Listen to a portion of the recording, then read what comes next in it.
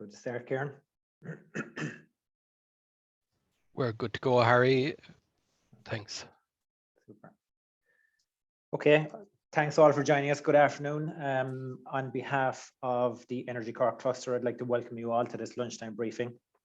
Actually, our sixth so far this year, which is a testament, I think, to the organizational skills of Kieran and keeping the show on the road in the middle of a pandemic.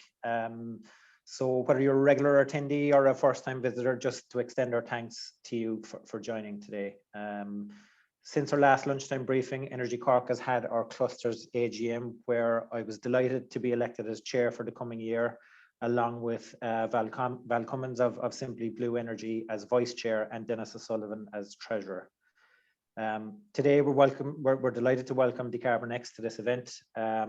It's a company that may be new to some of you, so the purpose of today's event is to allow them a forum to tell their story and contribute, as they have been already, to the wider conversation around renewable energy, energy storage, hydrogen, CCS and other topics high on the agenda for our cluster and the Cork region. As our speaker today will expand upon, dCarbonX is a pioneering geo-energy company established to develop subsurface assets that facilitate the energy transition. dCarbonX is using its proprietary knowledge base to originate and build a portfolio of high-value energy transition assets offshore in Ireland and the UK, with a focus on energy storage for hydrogen and carbon capture and sequestration. The company aims to bring low carbon security of energy supply and system resilience to Ireland and the UK via its first mover position, utilising offshore geo-energy solutions. We're very pleased to be hearing from Dr. John O'Sullivan today, Chief Operating Officer and co-founder of dCarbonX, a Cork native, and he's going to tell us about dCarbonX's vision, their strategy and the Irish project. We'll aim to finish in time at 1:45 and hopefully have some time for Q&A at the end. Just in terms of that, if you have any questions at all, do pop them into the chat function at any stage and we'll get to them at the end of the discussion. Importantly, Energy Cork hosted events would not be possible without the ongoing support of Cork County Council and Cork City Council through their respective economic development funds. A couple of items of housekeeping should be done already by default, but please keep your mic on mute for the duration of the event. As I mentioned, we'll have a short Q&A session following the presentations. Please use the chat function to ask any questions that you might have. And also, this event is being recorded and will be shared online afterwards. And so I'd like to introduce John O'Sullivan, Chief Operating Officer of dCarbonX. John is COO and co-founder of dCarbonX, holding 3 degrees in geology and geophysics, as well as a master's degree in technology management. John is also professionally chartered by the Geological Society of London and is a member of the Ammonia Energy Association. He has more than 30 years experience in the energy arena, having previously worked with Mobil, Marathon, the Irish Marine Institute and Providence Resources. In addition to leading hydrocarbon exploration and development projects across Northwestern Europe, he was subsurface lead for Marathon's successful Southwest Kinsale gas storage development offshore Ireland, and was the consenting lead for the SSE-operated Arklow Bank offshore wind farm in the Irish Sea during 2001. John has chaired and participated in a number of Irish government-funded SME startup RTDI high technology enterprise investment programs and served as Ireland's national offshore renewable energy representative at the International Energy Agency. John, that's quite the intro. I hope you can live up to it. I'm sure you can. Over to you. Okay, thanks very much, Harry. Afternoon, everybody, and thanks to Energy Cork for providing the opportunity to give you an introduction on dCarbonX and then talk a bit about our Irish projects. Kieran has kindly offered to drive the slide deck because I'm in the horrors that the Wi-Fi will go down up here in Dublin, and due to all the maps and the slides. So let's move on. I'm going to start off by giving you a corporate introduction: who are dCarbonX, who's involved, and what do we do. Then I'll talk a bit about subsurface hydrogen storage in terms of the general principles, and then our partnerships, then go on to talk about carbon capture and sequestration and our CCS partnership in the UK and Ireland, then have a summary, and then we can get into the Q&A and hopefully get it wrapped, get the slides done by about 1:30. Okay, next slide, please. So dCarbonX, very much focused around the global momentum. I mean, just post COP26, I don't think we need much education in the issues around the climate need. There's obviously a growing political resolve and very strong here in Ireland, obviously.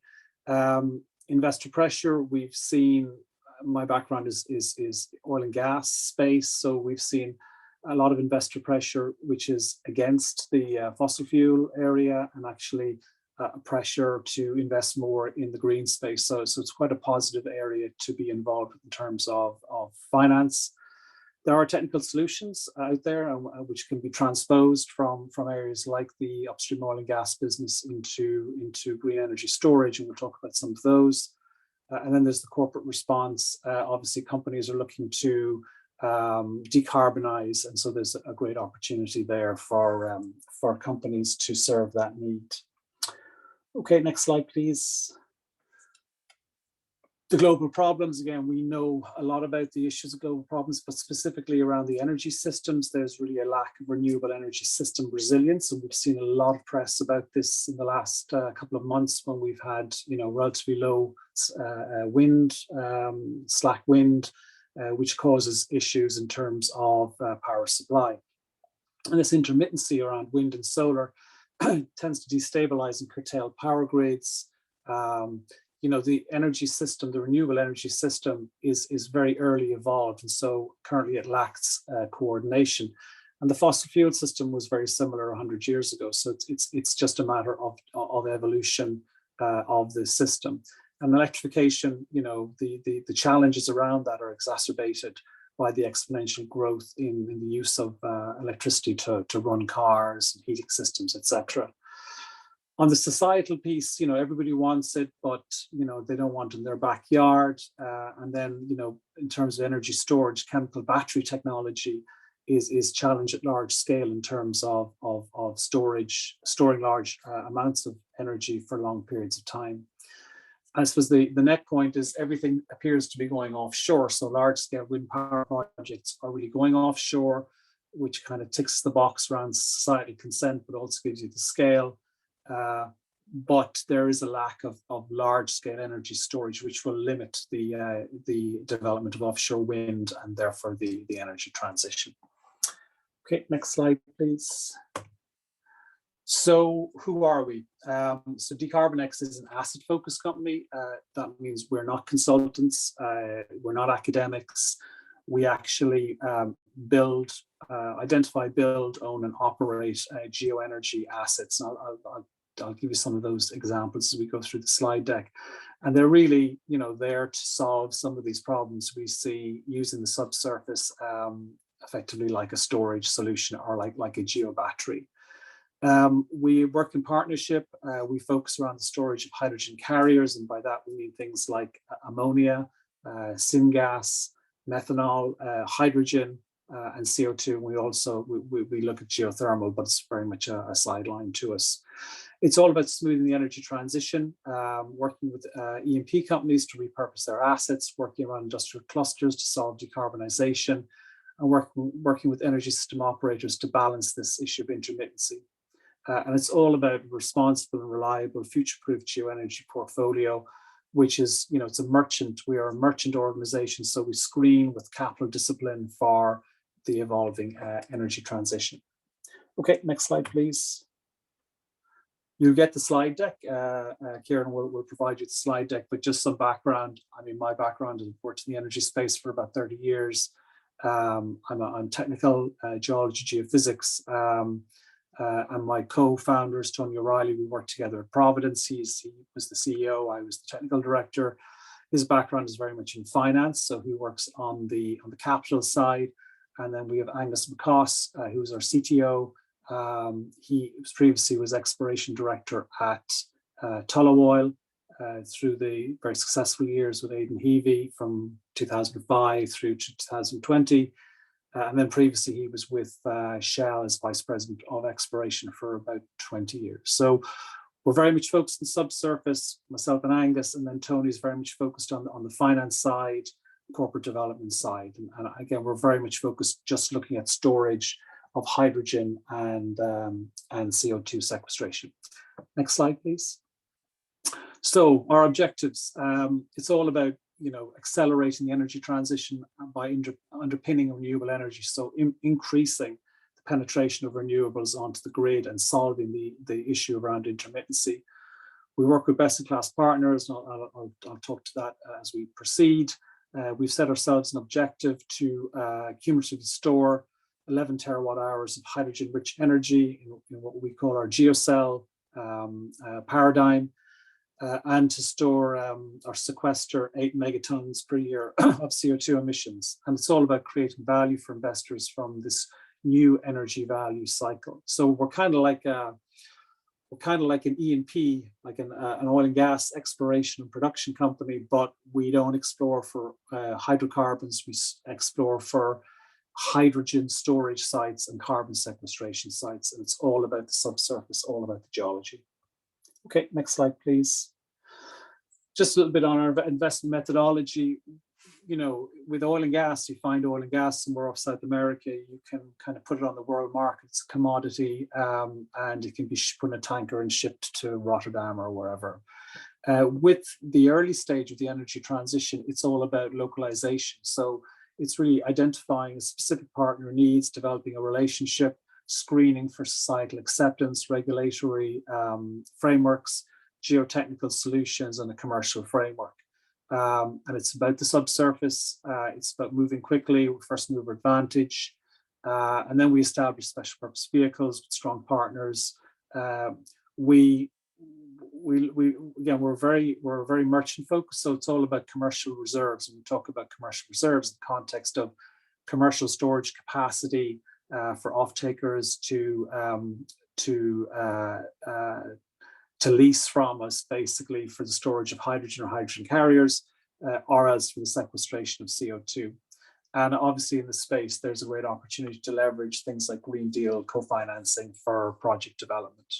But again, we're not in the wind space, we're not in the hydrogen space, we're purely in the underground piece, and that's where we focus, but we work in an integrated manner with the other players, obviously. Next slide, please.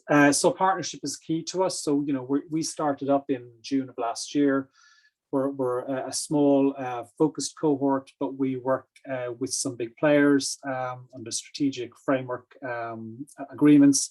So Stena for drilling, Fugro for surveys and environmental, Geostop, which is part of the Vinci group, do our subsurface engineering and underground storage. They'd be a world leader in that space. AGR, which is part of Aker Group, do our wells, well engineering, and CGG, French company, do our subsurface reservoirs. On corporate development, Lambert Energy Advisory do our corporate financing, Marsh in our insurance, KPMG financial audit, and then we have a technical auditor, ERCE, who basically audit our technical work to kind of sign off on these reserves, this capacity that we're developing around storage of hydrogen or the sequestration of carbon, so that you can get to reserve-based lending. You can talk to banks in terms of that third-party sign-off. Okay, so that's kind of background on dCarbonX. Just where we focused, we are Irish and British folks, so we did look globally at opportunities, but we pretty soon came back to home, and the reasons are we're natives, obviously, but in Europe we see a valuable interconnected regional energy market. Europe is obviously decarbonising with a focus on its exceptional Atlantic margin offshore wind energy resources, which we all know about. This growing penetration, though, of renewables is increasing grid instability and increasing things like curtailment losses, which creates baseload business opportunities which storage and sequestration can fill. So we see a niche there for the underground to facilitate this increased penetration and remove these losses. So we see this unique investment opportunity in developing reliable, large-scale subsurface energy storage capacity, whilst leveraging on our proprietary, operational, technical knowledge and working with regulators along the Atlantic margin in the UK and Ireland. Next slide, please. again, most people on the call are probably aware, but just to remind, offshore Ireland wind is getting a lot of focus, and SEAI estimates 150 billion euros of investment will occur in Irish wind, primarily offshore, to 2050. And again, all the big players are there. Obviously, recently, the announcement by Equinor that they were leaving was a negative, but then, of course, Shell announced they were doubling their projects by taking an interest in the second Simply Blue project off the west coast, which was, I think, very, very positive. So, the great thing is we have the wind resources, and it's a matter of using technology to extract them and using things like storage to manage the energy and to optimize. Next slide, please. So this is just, again, SEAI slide. I'm sure a lot of you are aware of this, but just shows the increase from 4 gigawatts to 40 gigawatts, and that the investment case with somewhere between 100 and 200 billion euros anticipated to be invested, all around the European net zero targets, removing curtailment losses, and possibly allowing for the export of green hydrogen molecules from Ireland, creating a whole new business for Ireland Incorporated. Next slide, please. So, our approach is what we call G2B. It's a play on B2B. It's geology to business. So it's very much a needs-based first mover offshore focus. We find, appraise, and adapt to renewable subsurface resources adjacent to our end users. And it's all about taking data that was acquired. A lot of data was acquired by the oil industry, hundreds of millions of dollars of data in wells and 3D seismic data, taking the data and reprocessing it in a low-cost manner relative to what the oil companies spent, applying new algorithms, artificial intelligence, machine learning, and targeting these reservoirs for hydrogen storage or for carbon sequestration.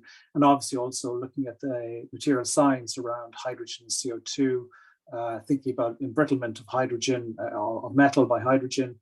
CO2 corrosion is also a big issue. So we've got to make sure that these stores are safe and are, you don't get any leakage issues, etc. So it's leveraging E&P methods and applying bespoke technologies to develop these assets.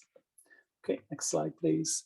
The energy transition has been very much focused to date around electrons and green electrons, solar PV, wind, but there's a growing realization that green molecules matter, and they will be very important in solving deep decarbonisation around things like heavy industry, transportation, possibly heating, and also in energy management like in export.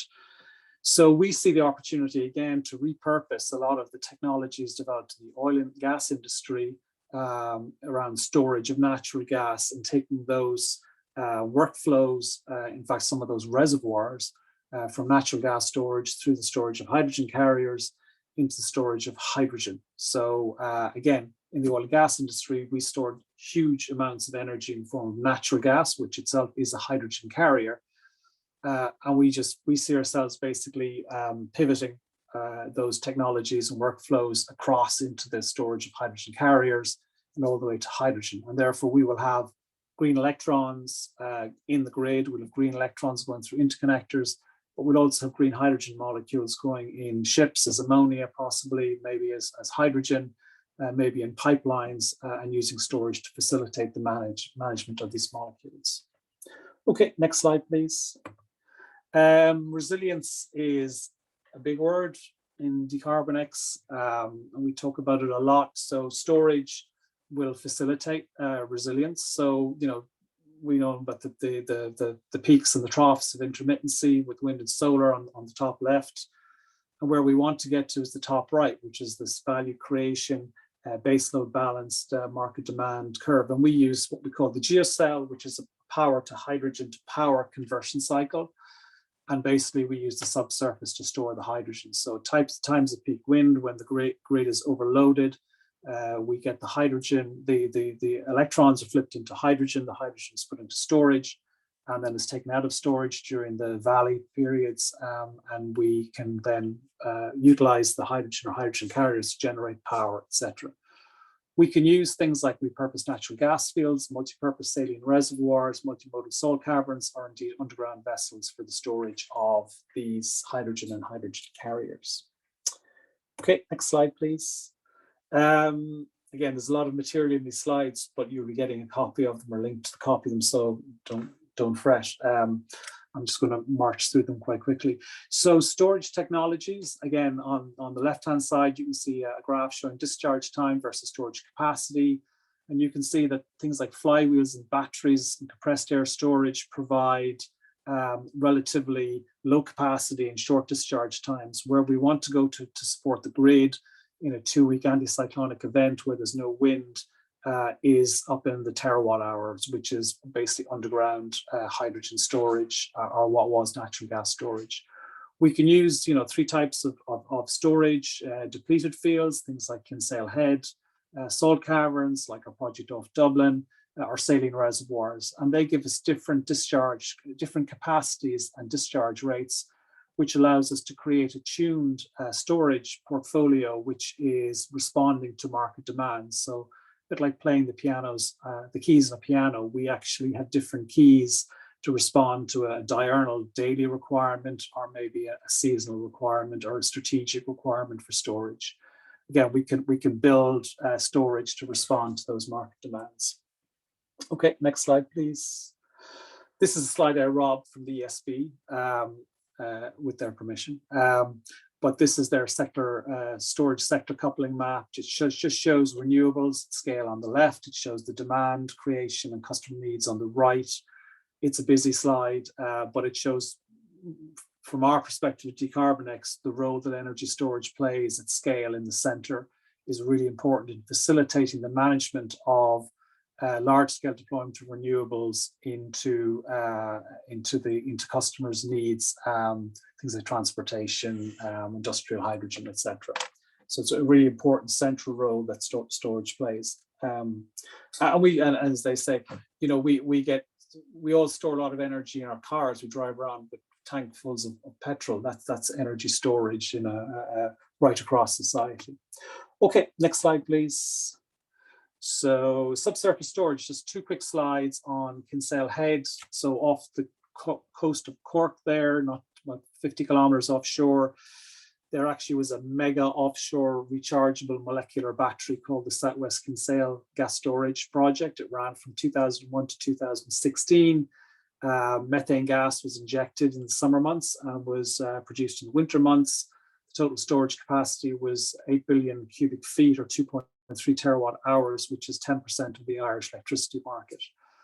And we talked to people about this. I worked in the project, I was subsurface lead. We talked about this project and nobody seems to know it even existed. It was somewhat clean, green and unseen. It was reliable, it was resilient, and provided a backbone to the Irish gas market.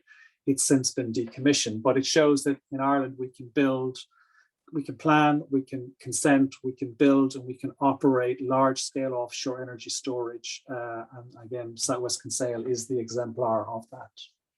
Next slide, please.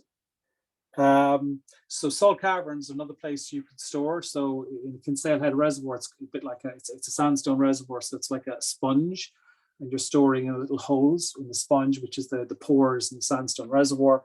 Another way to store gas, pressurized gas, is salt caverns. So we drill into the layer of salt and we circulate hot water in the salt. The salt dissolves, creates a cavern, and you can see this graph of depth and sizes of various caverns from around the world. About 1 to 1.5 kilometers is the optimum depth range. And these caverns would be, 500,000 to 1 million cubic meters in volume, and would store, in terms of hydrogen, up to 200 gigawatt hours of energy per cavern. But again, you can make them large, you can make them small, you can make them shallow, you can make them deep, but you do have to have the salt, obviously, and we've identified locations around the coast for that. Okay, let's move on quickly. So hydrogen storage partnerships. We started in Belfast, Power2X project up there. We were brought in to investigate subsurface storage of cryogenic hydrogen. That's around a 70 megawatt electrolyzer project, which has been backed by investmen. It's all around reducing Belfast natural gas demand, promoting renewables. Again, it's a CPH2 system, which is, again, it's a membrane-free system, quite innovative. And so what we've come up with is what we call the cryo-silo technology, which are basically shallow silos, about 30 meters deep, for storing either cryogenic hydrogen or pressurized hydrogen. Each silo is, tens of cubic meters, so significantly smaller than the offshore projects, but could be used around processing hubs, data centers, refueling stations. And again, as capacity is required, you could actually put an array of these next to the facility. They're underground, so there's no blast risk. If there was a rupture, everything is secure and underground. Okay, next slide, please. ESB is our main focus around storage. We have a partnership agreement with them for offshore Ireland.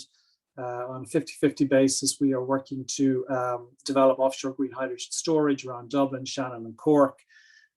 In Dublin, we are, well, I've actually got some slides on it, but basically it's all about enabling wind. So we've said the plan to put 40 gigawatts of offshore wind by 2050 will require quite a lot of storage because we don't have interconnection. We haven't got a localized market, which would be big enough to utilize the 175 terawatt hours of energy that amount of deployment would produce at, say, a 50% load factor. Okay, I'll just walk quickly through the projects. So off Dublin, we have the Green Hydrogen Valley at Poolbeg. Again, there is already natural gas storage around Liverpool and the Cheshire Basin in salts, and we have that same salt sequence off Dublin. And recently, INEOS announced a plan for a 1.3 terawatt hour hydrogen storage feasibility study in the same area near Liverpool. We see the opportunities to provide up to 2.1 terawatt hours at a project site off Dublin, which would support domestic consumption. And we've identified the location using subsurface data analysis, which we are moving on with more detailed work at the moment. Okay, next slide. Kinsale Head, we talked about it. There was storage there, natural gas, methane was the hydrogen carrier. We've looked at it now in the context of storing hydrogen or hydrogen carriers such as green ammonia. We see the opportunity to accommodate 3 terawatt hours of storage with further upside potential. Again, this would support the Cork Harbour Green Energy Hub for both domestic consumption, but also possibly overseas export. And then Green Atlantic at Moneypoin. This is large-scale offshore green hydrogen storage to enhance the Green Atlantic at Moneypoin repurposing project. Here we're looking at salt storage again offshore, and we've identified salt which could be conducive for salt cavern construction. This is a larger facility, up to 6 terawatt hours, which is focused both on domestic consumption and energy export to mainland Europe. So I've got one slide on CCS, and it is something that we kind of started our journey really in hydrogen. We're now getting more focused on carbon. So we have a partnership agreement with Pentair. Pentair are a $10 billion US company that are focused around water technology and carbon. They capture about 11 million tons per year from relatively small plants globally, and they sell the CO2 into the food and beverage industry. They're interested in getting into the large-scale sequestration business. I see it's been very interesting. So they have brought us alongside them. They have the capture technology, so we do the geology. So and then together we work with the emitter. So the emitter's got the problem. Pentair will capture it. We'll take it from Pentair and put it underground. And it's all about creating local sequestration. So not relying on overseas hubs like Northern Lights, which a lot of people are focused on these distant hubs. We see that the provision of local sequestration is key. It eliminates shipping to CCS hubs and provides options and redundancy for local emitters. It also gives you that security of sequestration that Ireland wouldn't be relying on Norwegian sequestration sites for its entire carbon management strategy. We're also a low-cost operator versus some of these super mega oil companies, so we can provide lower unit storage costs, which will increase the penetration of carbon capture and storage across the industry and society. Okay, next slide. So just in summary, we see basically I suppose like a lot of people, we see the steps through power generation, decarbonisation, security of supply, deep integrated decarbonisation into an export opportunity. And we've developed gigawatt to terawatt hours storage solutions and CCS, which complement these strategic perspectives. We think that storage is the key to unlocking the wind, because we need to be able to manage the wind when there's a lot of wind or when there's no wind, and storage can do that. And the geology is the thing that will give us the scale of storage, given the scale of the resources that we have off the coast of Ireland. So we think it's a really exciting opportunity. We think we work in partnership across the kind of the supply chain, as it were. So we integrate with the wind energy company, we'll integrate with the electrolysis company, because ultimately we are managing their product in one form or another. So it's really important that we integrate. I suppose recently there was a good webinar hosted by the Energy Council and Kongsberg on Cork Harbour potential cluster building digital twin, which would encapsulate all of the players, air grid, GNI, storage, wind, the refinery, the power stations, and use it both for stakeholder engagement interaction, but also for optimizing project deliverables, so that we optimize the system by having a digital twin. We can test it, we can play with it, and we're very excited about the opportunity that's there to provide deeper integration of storage, because storage, we think, is going to be key to some of these wind projects, maybe accelerating if they're struggling with getting grid access. Maybe you go straight to hydrogen if you can find a hydrogen market out there. So I've overrun a little bit, but I think I've kind of got to the end. So thank you for your attention, and happy to take any questions. Thanks a lot, John. Absolutely super presentation. I'll just take the opportunity to remind participants, pop any questions in the chat. We have a couple in there already. I might just get the ball rolling, John, maybe with as we like to, a locally focused question to the Cork region. So look, you mentioned obviously the potential storage capacity of 3 terawatt hours in Kinsale. Just in terms of that project, can you give us an overview maybe of the timelines, the investment required, and I guess what it will mean for the Cork region, and then I guess Ireland Inc. in terms of our decarbonisation agenda?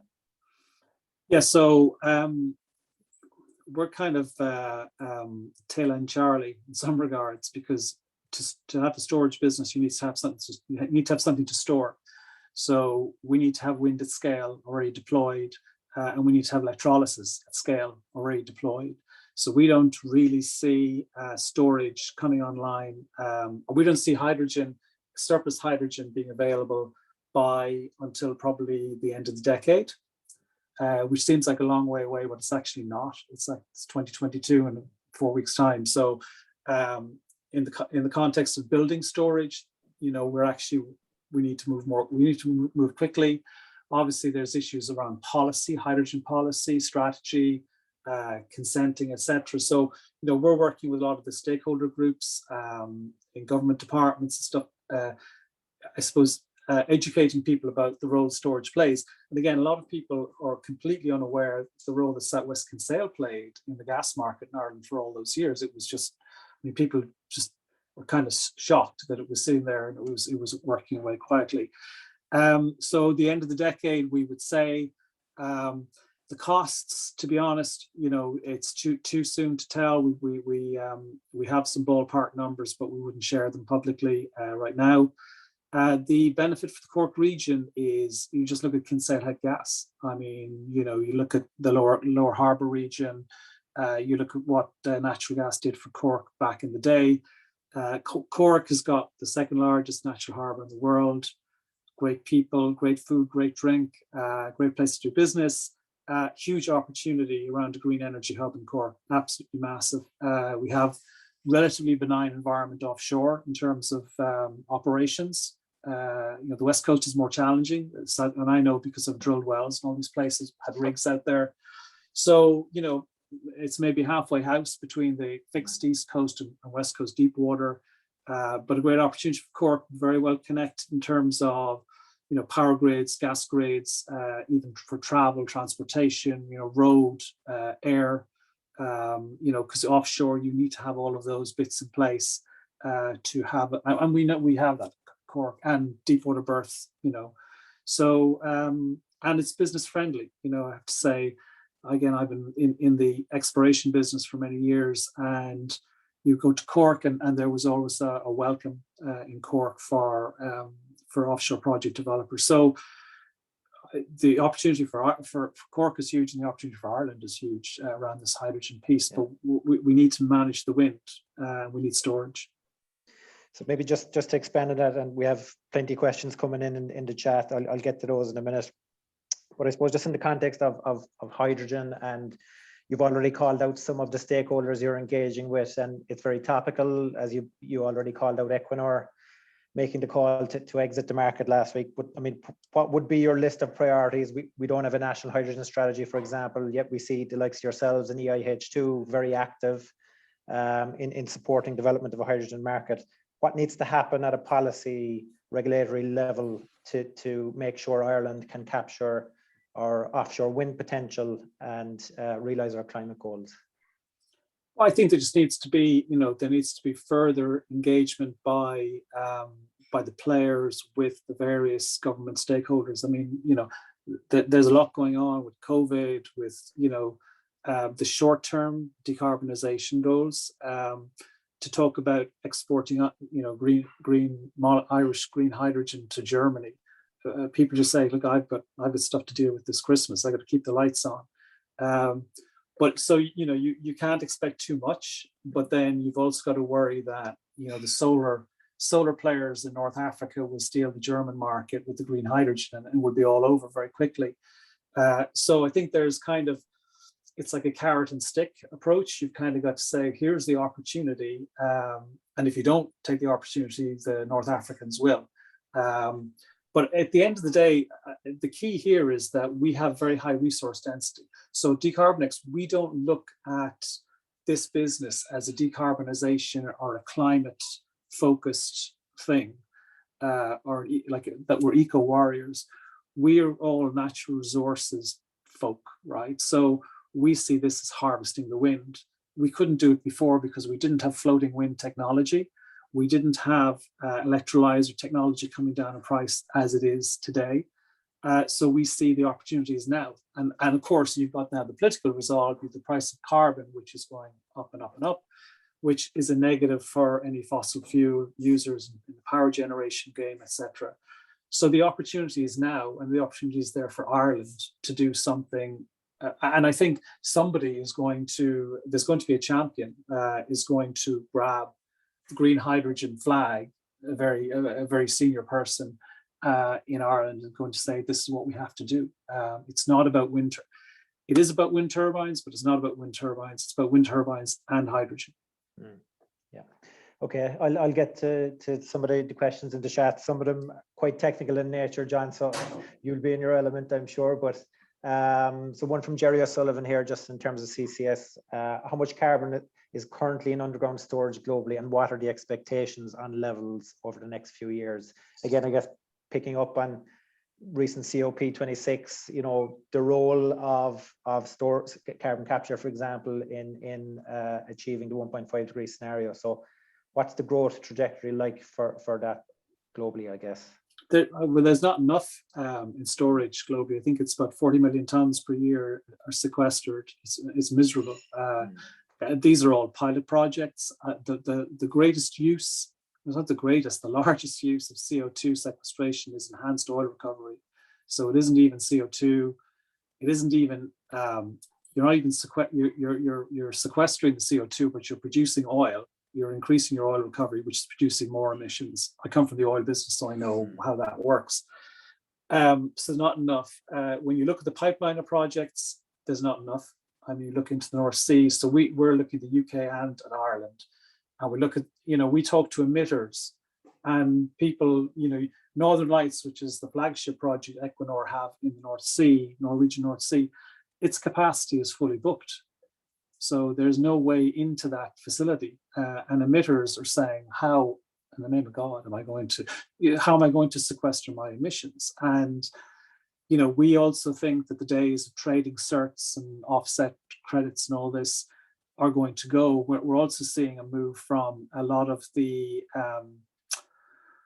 larger corporates. They actually want to see their molecules of CO2 put back in the ground, because it's an ESG issue, and their brand is more important to them. So say, for instance, a technology company, a data center operator, would be in carbon sequestration, would be more of a price taker than a price maker. So their focus is all around data and data management. That's where they're the price maker. Whereas with sequestration, they say we just have to sequester. So we'll take whatever price it is, because it's only a small piece of our product offering, our data center, but our data center needs to be scrubbed, needs to be clean. So there's a lot of opportunities, and it's really strange because it's not attracting the amount of attention, CO2 sequestration, that it should. So the answer to the question is not enough today, and the pipeline doesn't look particularly good either. Okay. One from Michael Kerr. So for subsurface storage, are there any additional safety issues or measures that have to be taken as you're sending hydrogen to storage and then extracting it again, as opposed to oil and gas extraction, where you essentially remove the fuel and don't have a continual bidirectional flow from the cavern? Yeah, so good question. Yeah, so hydrogen carriers tend to be more reactive chemically than methane gas. Methane gas is relatively benign, and it's reactive chemically. Ammonia not so much. Hydrogen would be reactive chemically, but also biologically. So you have to think about the subsurface in terms of bacteria in the subsurface is an issue, for instance, in formation waters, that will actually chew up the hydrogen and turn it into hydrogen sulfide, which is not good, because you lose your product, but you also get quite a nasty gas in the subsurface. So there's quite a lot of work that needs to be done on the rock side in terms of clean, non-reactive formations. There's a lot of work needs to be done on things like metallurgy, so that the pipelines, the casing strings. The big things are the welds. You can't use welds. You need to use screw-threaded tubulars, because the pipe-to-pipe connection is better. A lot of work's been done around this, looking at hydrogen and hydrogen leakage and hydrogen embrittlement, and it's not as bad as it first sounded. So, but there's a bunch of work on the subsurface and on the top sides, on pipelines, but it's not insurmountable. The other issue is that with hydrogen in particular, the molecule is really, really small. It's about an eighth the size, the density of methane. So for compressors, they have to work really hard to compress these little molecules up to the levels that you would compress in normal salt caverns. Salt caverns run anywhere between 80 and 250 bar pressure. So they're, you really need a lot of compression. So the big players like GE and Siemens are doing a lot of work on both compression and turbines for power generation using both hydrogen and ammonia. So it's not insurmountable, but it's not. There's a body of work to be done there for sure. And that one of the tricks there is how quickly will the technology emerge around that piece to deliver the energy transition. Yeah, super. We are actually at time, but we might keep going with another couple of questions, John, if you're okay to field a few more. Yeah. Okay. So one from Gary. John, great overview. For H2 storage, what typical pressures are optimum for salt caverns and for your sites, and where the likely use case is blending back into natural gas pipelines? Are there constraints on the total hydrogen percentage blend? So the pressures, as I just mentioned, you probably go as low as 50 bar up to 250 bar.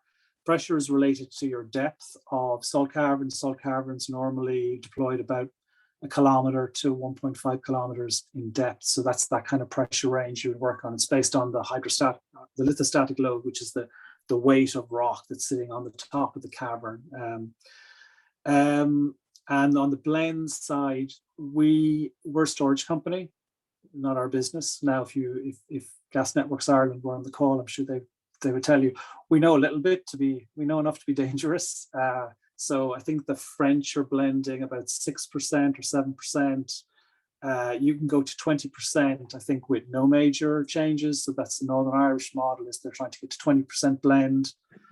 Ultimately, you want to decarbonize the whole system. You want to have, biomethane maybe and hydrogen moving through the grid. The great thing in Ireland is we've got quite a modern grid, so a lot of it's hydrogen ready in terms of the pipeline network itself, versus the UK.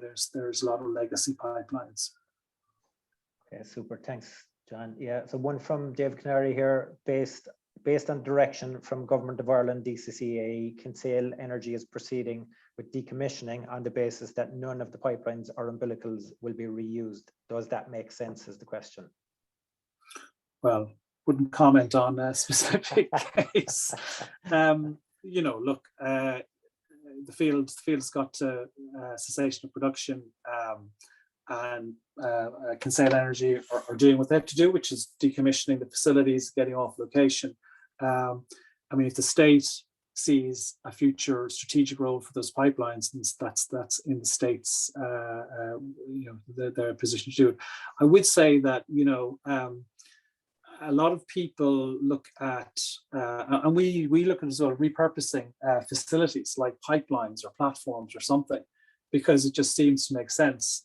But sometimes you're banging a square peg into a round hole, and when you're looking out with a storage facility, when you're looking at 50 years or 100 years of operations, sometimes you're better off just saying, actually, what was there for the last 40 years. Get rid of it. Maybe it's just not suitable, or you're just compromising your facility. Just go with a new facility, right? So that's kind of where we got to. And with sequestration, I meant to mention, we focus on saline sequestration. So that's sequestration not in depleted reservoir systems. And the reason so Kinsale Head is a depleted reservoir system. The gas has been removed from the reservoir, so the reservoir is depleted. The problem with some of these reservoir systems is that the well bores that were used to produce the gas, Kinsale's probably got about 20 wells. It's like a pincushion. And the wells were never designed to hold CO2 for 50,000 years, 100,000 years. And what happens is the CO2 manages to make its way up and starts messing around with the cement and breaking down the cement. And eventually you get a rupture, right? So we like to go into kind of virgin sites, which are water filled, and the water actually provides you a better entrapment mechanism. So I'm going around the point is a little bit, but we're more proactive looking forward. So we're looking at new facilities for the energy transition instead of looking back at repurposing. Albeit, the Kinsale Head pipelines are, when I worked there, I understand they're in fantastic condition. The gas was a 99% methane gas. So it's very dry gas. There's not been any corrosion of that pipeline. It does appear to be a shame that it cannot be reutilized for some kind of energy storage facility or for something in the future. Yeah, maybe just one more, so John, before we wrap up, one from Dave Ludgate here in relation to water use. So can saline water, seawater, that is, be used in the electrolysis procedure, and if not, where will the vast quantities of water required to come from? Well, again, I'm not an electrolysis guy, so I can dodge that bullet. Yeah. I believe saline, like brackish water, can be used for electrolysis. But again, we're a storage company, so we deal with off-takers, we deal with hydrogen producers. So we're not that concerned where the hydrogen comes from or the hydrogen carrier. We're just about storage. And when going back to the caverns again, the great thing with the salt caverns is you can actually build, say, 10 salt caverns, and 3 of them might be for hydrogen, 2 of them might be for ammonia. You can actually you can phase. You can have multimodal salt caverns. You can have different phases in each cavern. So it's So yeah, so I'm dodging that question because I'm not a hydrogen person. No hassle, no hassle. All right, we'll wrap up, folks, and apologies to those whose questions I didn't get to, but we've gone 6 or 7 minutes over as it is, so I'll wrap up. And Sorry, if there was any questions that didn't make it through, I mean, just get me on LinkedIn and just pop me an email on LinkedIn. I'll be quite happy to answer anything else. Super, thanks, John. Okay, just to wrap up, thanks very much to our speaker this afternoon, John O'Sullivan, for his thorough and in-depth introduction to dCarbonX and their activities and his wider insight, even on questions of water. Fair play to you, John. As ever, thanks to Cork City Council and Cork County Council for their continuing support via their economic development funds. And thanks to you all for tuning in and engaging with this discussion today. If you have any feedback on this event or would like to discuss speaking at a future briefing, don't hesitate to contact us. A recording of this event will be available on the Energy Cork website shortly, and we'll be back with more briefings soon. So our next lunchtime briefing will actually be on Thursday, the 9th of December, featuring EIH2. So a related topic for sure, and continuing the theme. So watch out for more information on that, and an invite very shortly will go out from Kieran on that. And on Wednesday, the 8th of December, 7 to 8 p.m, we're having an evening event, an introduction to SEAI's Sustainable Energy Communities Programme and how they can benefit communities in Cork. This event will have a community focus rather than an industry one, but we'd encourage all of you who'd like to learn more about SECs and are considering progressing sustainability measures in your community to attend. A link to the Eventbrite is in the chat and on our social media. That's it for today. My thanks again, sincere thanks to you, John. A great overview and introduction to dCarbonX. Great to see the innovation on our doorstep, and in particular in the Cork region. And thanks to you all again for joining. Take care. Great, thanks.